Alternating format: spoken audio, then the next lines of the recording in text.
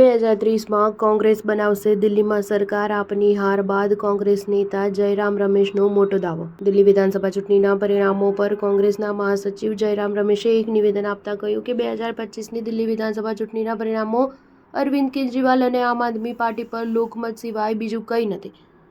તેમણે કહ્યું કે 2015 અને 2020માં જ્યારે વડાપ્રધાનની લોકપ્રિયતા ચરમસીમાએ હતી ત્યારે પણ આપ અને દિલ્હીમાં નિર્ણાયક જીત મેળવી હતી. કોંગ્રેસના નેતા જયરામ રમેશે કહ્યું કે દિલ્હી ચૂંટણી પરિણામો વડાપ્રધાનની નીતિઓ પર મહોર નથી, પરંતુ આ જનાદેશ અરવિંદ કેજરીવાલના કપટ, છેતરપિંડી અને સિદ્ધિઓના અતિશયોક્તિપૂર્ણ દાવાઓની રાજનીતિને નકારી કાઢે છે.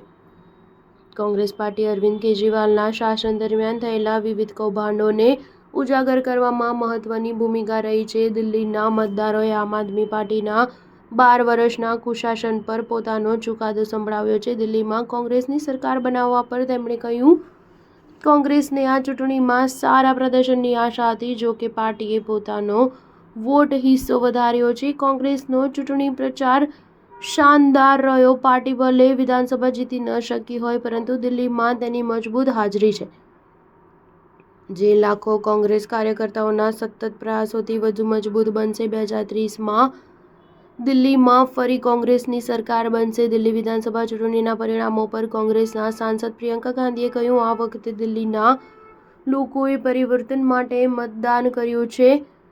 દિલ્હીવાસીઓ આપ સરકારની કાર્યશૈલીથી કંટાળી ગયા હતા. આમ આદમી પાર્ટીના કન્વીનર અરવિંદ કેજરીવાલને નવી દિલ્હી મત વિસ્તારમાં ભારતીય જનતા પાર્ટીના પરવેશ વર્માએ 4089 મતોના માર્જિનથી હરાવ્યા છે, જે શાસક પક્ષ માટે મોટો ઝટકો છે. દિલ્હીમાં 27 વર્ષ પછી ભાજપ ફરી સરકાર બનાવવા જઈ રહી છે. સ્ટાર ન્યૂઝ 7 હંમેશા સચ્ચાઈની સાથે.